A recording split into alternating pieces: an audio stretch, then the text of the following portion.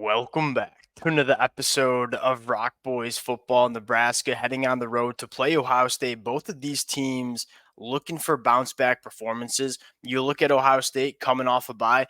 My hot take about Ohio State is they're the second best team in the country. And I'm not saying they deserve to be ranked second in the country right now, but from a pure eyeball test situation, I watched Georgia Texas play on Saturday night, watched Alabama Tennessee.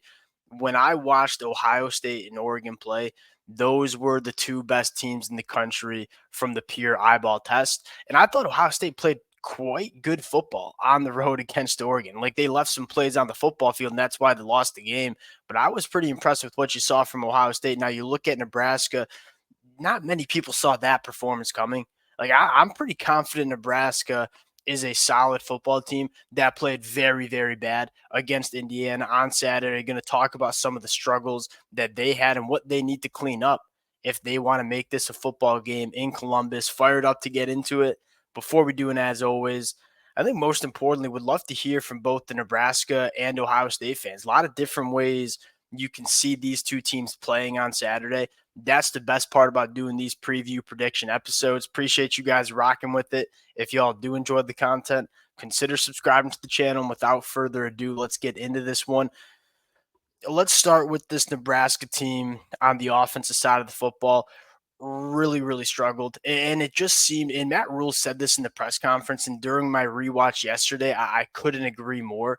Nothing seemed easy for Nebraska Saturday against Indiana. There wasn't really a player concept they could go to where they knew they would have some success. Wide receivers weren't creating much separation down the field. I'm not sure if that's on the wide receivers. I'm not sure if that's on the passing concepts that were drawn up by Coach Sat. But every throw it seemed like Dylan had to make was like a high level throw to a tight window. And that's not how you want your offense running when you have a true freshman quarterback. And the good thing for Nebraska is you have a quarterback that can make some of those throws. Like we all know Dylan is capable of making some really, really good throws, but you don't want him making every single throw being tight window, high level throws. It just seemed like nothing really came easy. And then you look at the run game, and this is something we talked about for Nebraska as an underlying concern for Nebraska. They have not been running the football very well at all to start 2024, and they had a successful season so far. I mean, you're sitting going into that game 5-1. You look at Nebraska's running numbers, 3.4 yards per carry. That's 106th in the country. That's been a problem for Nebraska. They're not really staying on schedule often in these drives. They're having a lot of second and third and long situations.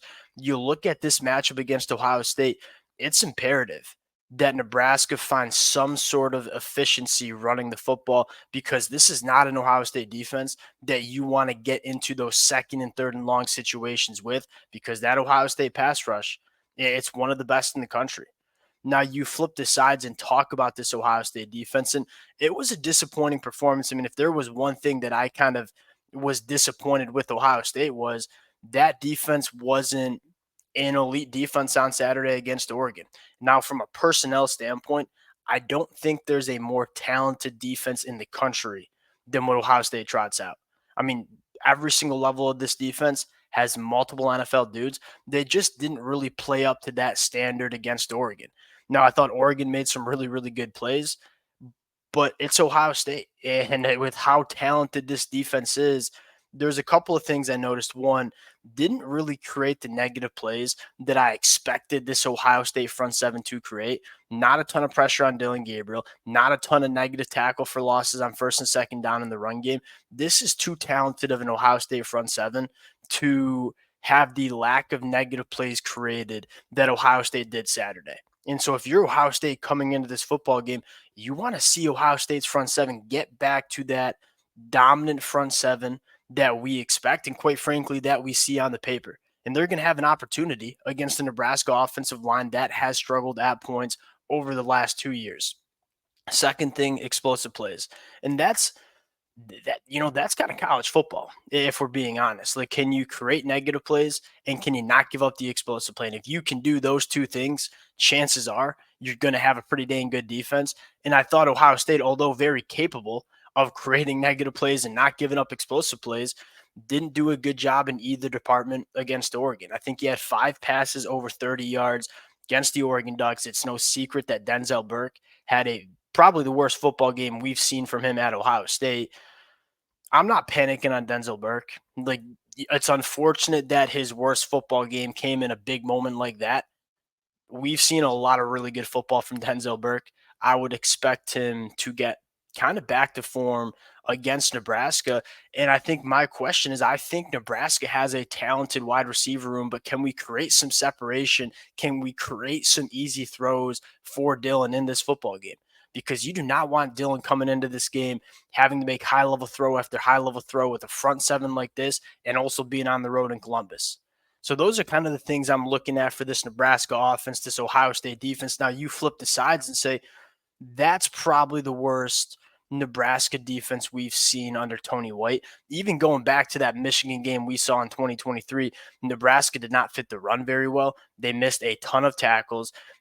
Indiana made some high-level throws in the back end, but again, you look at Nebraska and say, we're not used to seeing them miss tackles. We're not used to seeing them fit the run poorly. Well, they're going to have a very, very tough challenge on their hand with Quinshon Judkins and Travion Henderson. And these are two running backs that we kind of all know you have to fit the run well against, because when you let them get to the second level, they can make people miss, and they have that home run capability. And so if you're Nebraska, it starts with stopping the run game. Ohio State can run the football at a very high level. We all know that. Now you look at Ohio State, what you want to see better from them on offense. The one avenue I see for Nebraska really giving Ohio State some problems on offense is this Ohio State offensive line. It wasn't great against Oregon, and quite frankly, it wasn't as bad as some might have expected when you lose your starting left tackle and you lose a starting guard against one of the best teams in college football on the road. It wasn't great, and that's something that Ohio State is going to need to work around going into the back half of 2024. This is a Nebraska defensive line that can be very disruptive. Now, they weren't very disruptive against Indiana, only had 1 sack, 4 tackles for loss. If you want to give Ohio State a football game, you need to dominate with this Nebraska defensive line, because it's an Ohio State offensive line that, as of right now, playing with the backup left tackle, not really sure what the guard situation is going to look like. And quite frankly, not really sure what the offensive line is going to look like in general. Wouldn't be surprised if they shuffle the deck a little bit and try to find a new starting five that can play championship caliber football. If you're Nebraska, I mean, you want to make sure you are giving this offensive line all the problems you can do Saturday against Ohio State. Now, if you're Ohio State, one, running the football, number two, yards after the catch and quick game, I don't think you want to be sitting back with this Nebraska pass rush, especially with some of the question marks you have on the offensive line. But I think more importantly, like, that's how Will Howard wants to operate as a quarterback. Will Howard was, in my opinion, quite good against Oregon. I think where Will Howard's at his best is when the ball's coming out quick, on time, and accurately. He's not a CJ Stroud. I don't think he has the arm talent that CJ Stroud had. And so you have to cater your offense around what Will Howard can do best. And that's that short intermediate passing game and complementing it with the run. And if you're Ohio State, you're looking at that film from Indiana and say, Nebraska tackled very poorly. So go make them tackle guys like Jeremiah Smith and Emeka Egbuka in open space. I think that's probably the avenue for Ohio State to have some real success against Nebraska. Now you get into the pick here, line sitting at 25.5 points. If you want to take this game, you have to think about what version of Nebraska you're going to get. If you get the version of Nebraska that showed up Saturday in Bloomington, Indiana, you're probably taking Ohio State. But if you get the version of Nebraska that we've seen flashes of earlier in the 2024 season, you might be comfortable taking Nebraska to keep this one close. I'm going to take Nebraska in the points here. I don't feel great about it. Like, I'm pretty confident that Ohio State wins this football game, but I do think there's an element that Nebraska can keep this one close with their defense kind of rebounding. Like, we saw Nebraska play some really bad defense against Illinois, and then they rebounded against Purdue and Rutgers. Now, this offense is not Purdue or Rutgers. This is Ohio State. This is one of the best offenses in the country.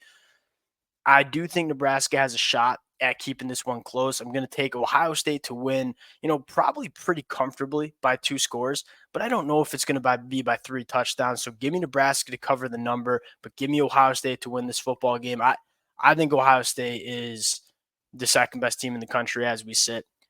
Been really impressed with them, and at times been impressed with Nebraska, just not Saturday against Indiana. We'll close it out there. Appreciate you guys rocking with it. If y'all do enjoy the content, consider subscribing to the channel. We'll talk to y'all later. Peace.